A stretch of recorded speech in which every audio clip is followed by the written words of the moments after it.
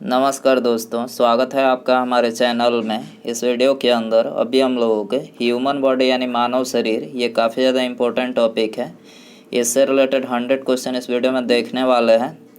तो वीडियो पसंद आए तो वीडियो को लाइक करें, चैनल पर नया है सब्सक्राइब करके बेल आइकन प्रेस करें, अपने दोस्तों में शेयर भी कर सकते हैं। तो चलिए शुरू करते हैं। ये टोटल 100 क्वेश्चन है। आप इनमें से कितने क्वेश्चन सही कर पाते हैं अपना स्कोर कमेंट बॉक्स में ज़रूर बताएं। देखिए, पहला क्वेश्चन दिया गया है, एक वयस्क मानव शरीर में कुल कितनी हड्डियां होती है। तो देखिए, एक वयस्क मानव के शरीर में जो हड्डियों की संख्या होती है वो 2 से 6 हड्डियाँ होती है। आपको याद रखना है 2 से 6 हड्डियाँ। ऑप्शन बी यहाँ पर करेक्ट हो जाएगा। आगे बढ़ते हैं। दूसरा क्वेश्चन दिया गया है, मनुष्य की खोपड़ी में कितनी अस्थियाँ होती है। तो देखिए, करेक्ट आंसर ऑप्शन ए हो जाएगा, 8 अस्थियाँ होती है। मनुष्य की खोपड़ी में कितनी अस्थियाँ होती है? 8 अस्थियाँ होती है। तीसरा क्वेश्चन दिया गया है, मनुष्य के शरीर में पसलियों के कितने जोड़े होते हैं। पसलियों के कितने जोड़े होते हैं? देखिए, करेक्ट आंसर ऑप्शन ए हो जाएगा, 12 जोड़े होते हैं। ठीक है, और इस तरह से पूछा जाए तो 24 और जोड़े में 12 जोड़े होते हैं, याद रखना है। चौथा क्वेश्चन दिया गया है, शरीर के सर्वाधिक प्रबल अस्थि किसमें होती है। तो जो सर्वाधिक प्रबल अस्थि होती है, तो करेक्ट आंसर यहाँ पर बी हो जाएगा, जबड़े में होती है। सर्वाधिक प्रबल अस्थि किसमें होती है? जबड़े में।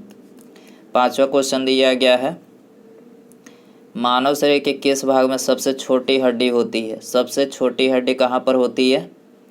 करेक्ट आंसर ऑप्शन ए हो जाएगा, कान में। कान में सबसे छोटी हड्डी पाई जाती है, जिसे स्टेपिस बोला जाता है। स्टेपिस याद रखना है। छठा क्वेश्चन दिया गया है, मानव शरीर में सबसे बड़ी हड्डी कौन सी है? सबसे बड़ी हड्डी, तो देखिए करेक्ट आंसर ऑप्शन डी हो जाएगा, जांघ की जो हड्डी होती है जिसे फीमर बोला जाता है, ये मानव शरीर की सबसे बड़ी हड्डी होती है। सातवां क्वेश्चन दिया गया है, टीबिया नामक हड्डी किस में पाई जाती है। टीबिया नामक हड्डी किस में पाई जाती है? करेक्ट आंसर बी हो जाएगा, टांग में जो है टीबिया नामक हड्डी पाई जाती है। आठवां क्वेश्चन दिया गया है, मानव शरीर के किस अंग की हड्डी सबसे लंबी होती है। तो देखिए, ये तो बता ही चुके हैं कि सबसे लंबी जो होती है वो जांघ की हड्डी होती है, जांघ। ठीक है, ऑप्शन बी हो जाएगा। नौवां क्वेश्चन है, इनमें से कौन सी हड्डी मानव कान का भाग नहीं है। कौन सा हड्डी जो है मानव कान का भाग नहीं है। तो देखिए, यहाँ पर करेक्ट आंसर सी हो जाएगा, उर्वस्थि। उर्वस्थि जो है ये मानव कान का भाग नहीं है। मनुष्य के जीवन काल में कितने दांत 2 बार विकसित होते हैं। मनुष्य के जीवन काल में कितने दांत ऐसे होते हैं जो 2 बार विकसित होते हैं। तो करेक्ट आंसर सी हो जाएगा, 20 दांत ऐसे होते हैं जो 2 बार विकसित होते हैं। मानव शरीर में पाचन का अधिकांश भाग किस अंग में संपन्न होता है। पाचन का अधिकांश भाग किस अंग में संपन्न होता है? करेक्ट आंसर सी हो जाएगा, छोटी आंत में। याद रखना है, छोटी आंत में। मानव शरीर का कौन सा एंजाइम कार्बोहाइड्रेट को तोड़ने में मदद करता है। कौन सा एंजाइम कार्बोहाइड्रेट को तोड़ने में मदद करता है? करेक्ट आंसर डी हो जाएगा, ये माइलेज जो है ये कार्बोहाइड्रेट को तोड़ने में जो मदद करता है।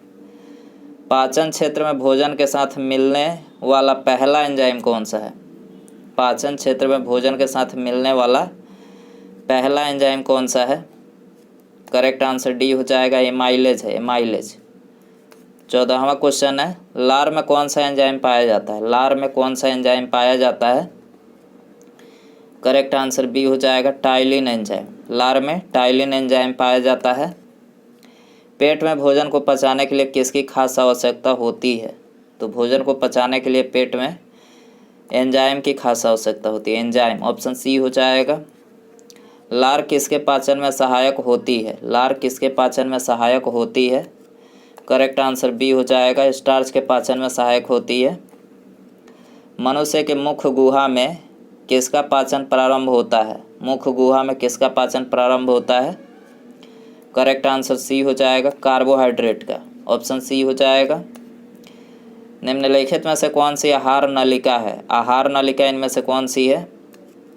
करेक्ट आंसर डी हो जाएगा, ग्रास नली जो है ये आहार नलिका है।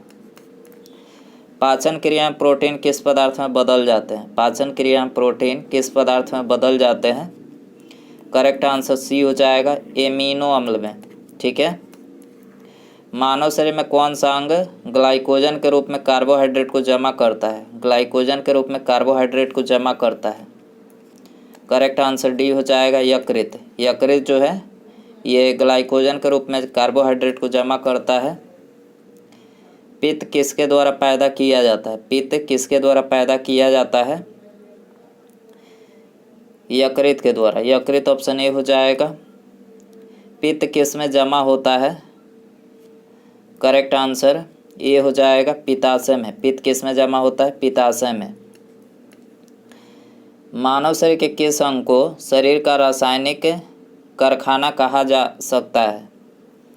मानव शरीर के किस अंग को शरीर का रासायनिक कारखाना कहा जा सकता है?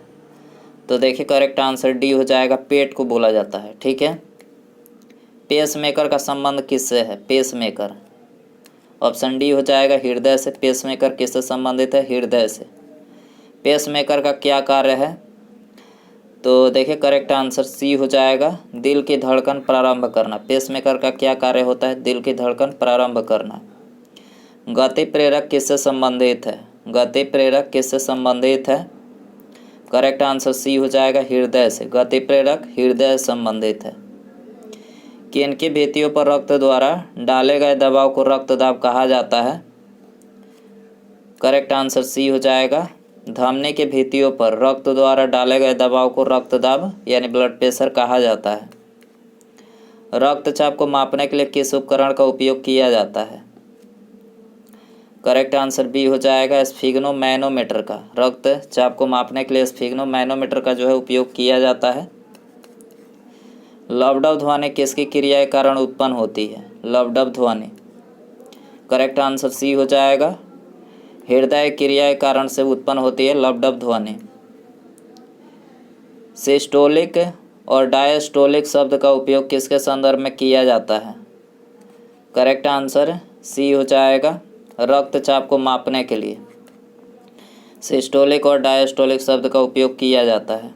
मनुष्य की सामान्य स्पंदन दर यानी पल्स रेट क्या है? करेक्ट आंसर सी हो जाएगा, 1780 बीट प्रति सेकंड जो है मनुष्य की सामान्य स्पंदन दर यानी पल्स रेट है। एक किशोरवय मनुष्य में सामान्य रक्तदाब कितना होता है? करेक्ट आंसर ये हो जाएगा, 120/80 mmHg जो है ये एक सामान्य किशोरवय अवस्था में जो है मनुष्य का सामान्य रक्तदाब होता है। मानव रुधिर का pH कितना होता है? मानव रुधिर का pH मान कितना होता है? करेक्ट आंसर डी हो जाएगा, 7.4 होता है। कितना होता है? 7.4। मानव रक्त प्लाज्मा में प्रायः पानी की प्रतिशत मात्रा कितनी होती है? तो रक्त प्लाज्मा में प्रायः पानी की जो प्रतिशत मात्रा होती है 91 से 92% तक होती है। ठीक है, ऑप्शन डी यहाँ पर हो जाएगा। रक्त में पाई जाने वाली धातु कौन सी है? रक्त में पाई जाने वाली धातु कौन सी है? करेक्ट आंसर डी हो जाएगा, रक्त में लोहा धातु पाई जाती है। शरीर का कौन सा अंग रक्त उत्पादन करता है? शरीर का कौन सा अंग रक्त उत्पादन करता है? करेक्ट आंसर बी हो जाएगा, अस्थिमज्जा जो है ये रक्त का उत्पादन करता है। निम्नलिखित में से कौन सा कथन सही है? तो देखिए करेक्ट आंसर सी हो जाएगा, शरीर में सारा रक्त किडनी के माध्यम से शुद्ध होता है। तो यहाँ पर ये ऑप्शन सी वाला जो कथन है ये करेक्ट है। मानव शरीर में खून के शुद्धिकरण की प्रक्रिया को क्या कहते हैं? खून के शुद्धिकरण की प्रक्रिया को क्या कहते हैं? करेक्ट आंसर ये हो जाएगा, डायलिसिस। खून के शुद्धिकरण प्रक्रिया को डायलिसिस कहा जाता है। रक्त में लाल रंग किसके कारण होता है? लाल रंग किसके कारण होता है? हीमोग्लोबिन के कारण से। हीमोग्लोबिन बी हो जाएगा। दोस्तों वीडियो पसंद आ रहा है तो प्लीज़ वीडियो को लाइक कर दें और चैनल पर नया है सब्सक्राइब करके बेल आइकन प्रेस करें। आगे बढ़ते हैं। शरीर में हीमोग्लोबिन का कार्य क्या है? हीमोग्लोबिन का कार्य क्या है? करेक्ट आंसर ये हो जाएगा, ऑक्सीजन का परिवहन जो है हीमोग्लोबिन का कार्य है।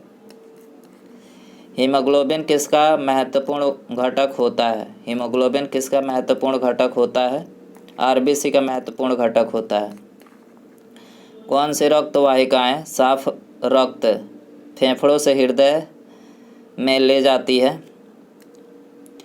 तो करेक्ट आंसर हो जाएगा ऑप्शन डी, फुसफुस जो सीरा होता है ये साफ रक्त फेफड़े से हृदय में ले जाती है। साफ रक्त फेफड़े से हृदय में ले जाती है। किसकी सहायता से रक्त द्वारा ऑक्सीजन ले जाया जाता है? तो करेक्ट आंसर ये हो जाएगा, लोहित कोशिकाओं की सहायता से जो है रक्त द्वारा ऑक्सीजन ले जाया जाता है। किसके मौजूदगी के कारण शरीर के भीतर रक्त जमता नहीं है? किसकी मौजूदगी के कारण शरीर के भीतर रक्त जमता नहीं है? करेक्ट आंसर डी हो जाएगा, हिपैरिन की उपस्थिति के कारण से जो है शरीर के भीतर रक्त जमता नहीं है। हमारे शरीर की कौन सी कोशिकाएं मानव शरीर के सैनिक के रूप में प्रसिद्ध है? सैनिक के रूप में। करेक्ट आंसर ये हो जाएगा, श्वेत रक्त कोशिकाएं यानी WBC जो है ये सैनिक के रूप में प्रसिद्ध है। रुधिर के प्लाज्मा में किसके द्वारा एंटीबॉडी निर्मित होती है? रुधिर के प्लाज्मा में। करेक्ट आंसर बी हो जाएगा, लिम्फोसाइट के द्वारा। लिम्फोसाइट के द्वारा जो है एंटीबॉडी निर्मित होती है। लाल रक्त कोशिकाओं के निर्माण के लिए शरीर का कौन सा अंग जिम्मेदार है? आरबीसी के निर्माण के लिए कौन सा अंग जिम्मेदार है? करेक्ट आंसर डी हो जाएगा, अस्थिमज्जा आरबीसी के निर्माण के लिए जिम्मेदार है। आरबीसी का कब्रिस्तान किसको कहा जाता है? किसको कहा जाता है? करेक्ट आंसर सी हो जाएगा, पलीहा को आरबीसी का कब्रिस्तान कहा जाता है। मनुष्य के लाल रक्त कोशिकाओं का जीवन काल कितना होता है?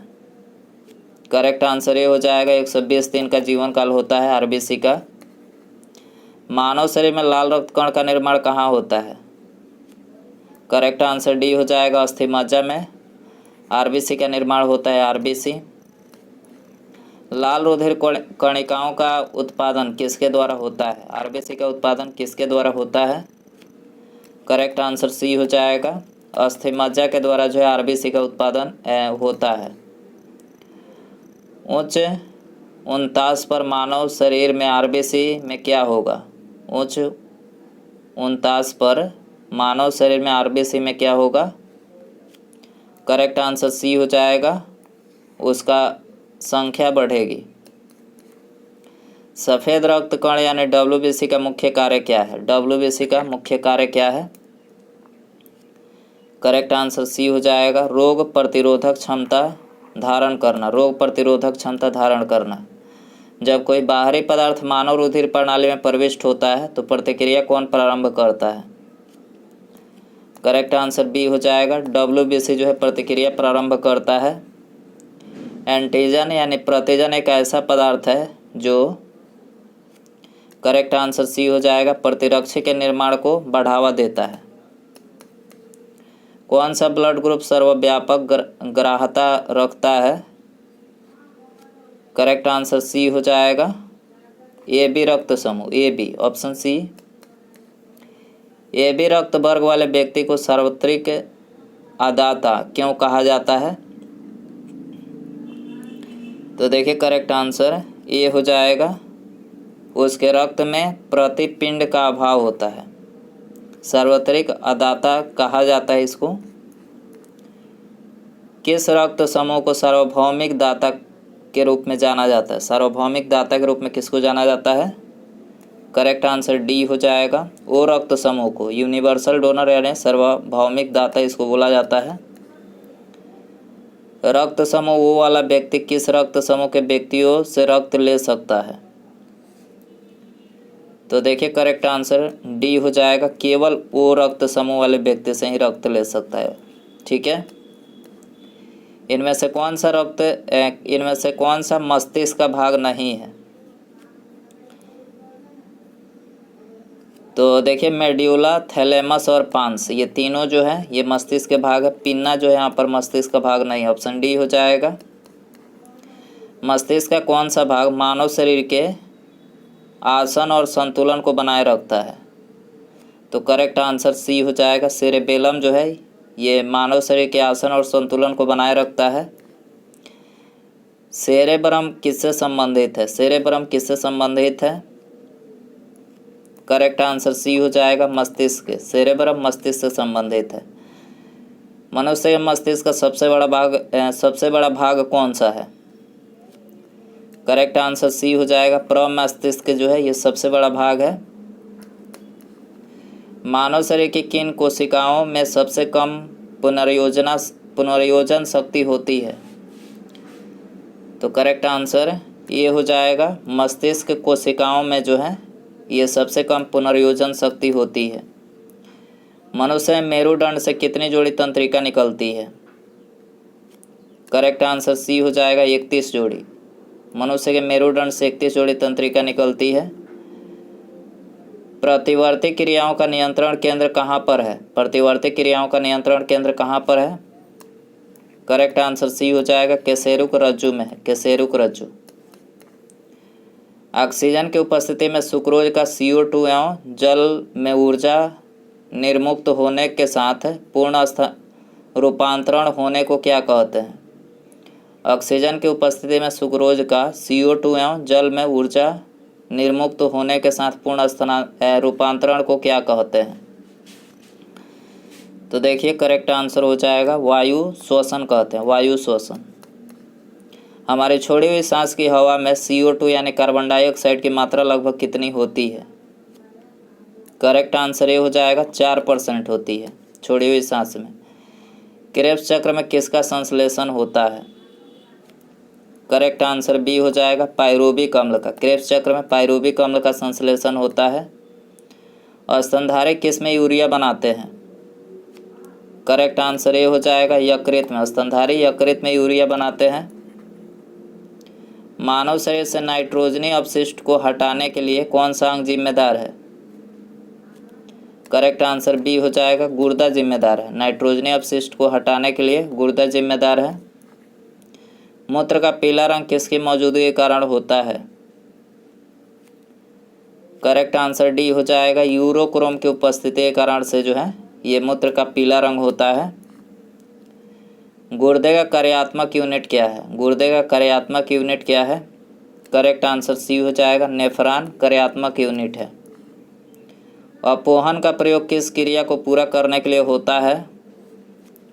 करेक्ट आंसर डी हो जाएगा, वृक्क की क्रिया को पूरा करने के लिए जो अपोहन यानी डायलिसिस का जो है प्रयोग होता है। स्वेदन किसके लिए महत्वपूर्ण है? स्वेदन किसके लिए महत्वपूर्ण है? करेक्ट आंसर डी हो जाएगा, शरीर के तापमान के विनियंत्रण करने के लिए जो है स्वेदन महत्वपूर्ण है। समांतर निषेचन किस में होता है? समांतर निषेचन किस में होता है? डिंबवाहिनी नली में होता है। समांतर निषेचन डिंबवाहिनी नली में होता है। गर्भाशय में शिशु के विकास की जानकारी हेतु किसका प्रयोग किया जाता है? तो गर्भाशय में शिशु के विकास की जानकारी हेतु ऑप्शन सी हो जाएगा, अल्ट्रासाउंड का जो है प्रयोग किया जाता है। भ्रूण के विकास के लिए किस अंग के द्वारा खाद्य की पूर्ति की जाती है? भ्रूण के विकास के लिए किस अंग के द्वारा खाद्य की पूर्ति की जाती है? बी हो जाएगा, बीजांडसन के द्वारा की जाती है। कौन सी स्थिति टेस्ट ट्यूब बेबी की परिघटना को सही रूप से निरूपित करती है? टेस्ट ट्यूब बेबी की परिघटना को सही रूप से निरूपित करती है। करेक्ट आंसर सी हो जाएगा, जब निषेचन बाह्य होता है और विकास आंतरिक होता है। बच्चे का लिंग निर्धारण किस में होता है? बच्चे का लिंग निर्धारण किस में होता है? ऑप्शन डी हो जाएगा, गुणसूत्र से होता है। गुणसूत्र। स्त्रियों की नसबंदी को क्या कहा जाता है? करेक्ट आंसर बी हो जाएगा, ट्यूबेक्टोमी जो स्त्रियों की नसबंदी को कहा जाता है। एमनियोसेंटोसिस तरीका किसको बताता है? एमनियोसेंटोसिस तरीका किसको बताता है? करेक्ट आंसर ये हो जाएगा, भ्रूण के लिंग को बताता है। निम्नलिखित में से कौन सा एक ग्रंथि नहीं है? कौन सा एक ग्रंथि नहीं है? करेक्ट आंसर बी हो जाएगा, जठर जो एक ग्रंथि नहीं है। मानव शरीर की किस ग्रंथि को मास्टर ग्रंथि कहा जाता है? करेक्ट आंसर सी हो जाएगा, पीयूष ग्रंथि को जो है ये मास्टर ग्रंथि कहा जाता है। मनुष्य शरीर की सबसे छोटी ग्रंथि कौन सी है? करेक्ट आंसर सी हो जाएगा, पिट्यूटरी ग्रंथि जो है ये मनुष्य शरीर की सबसे छोटी ग्रंथि है। कौन सी ग्रंथि अन्य अंतःस्रावी ग्रंथियों के कार्य को नियंत्रित करती है? करेक्ट आंसर डी हो जाएगा, पिट्यूटरी ग्रंथि जो है अन्य अंतःस्रावी ग्रंथियों के कार्य को नियंत्रित करती है। थायराइड ग्रंथि से थायरॉक्सिन स्रावित करने के लिए उत्तेजित करने वाला अंतःस्रावी हार्मोन कौन सा है? करेक्ट आंसर ये हो जाएगा TSH है, TSH हार्मोन।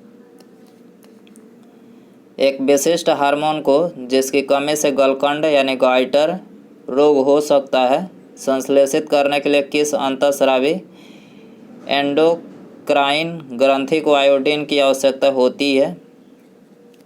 तो करेक्ट आंसर ऑप्शन डी हो जाएगा, थायराइड ग्रंथि को होती है।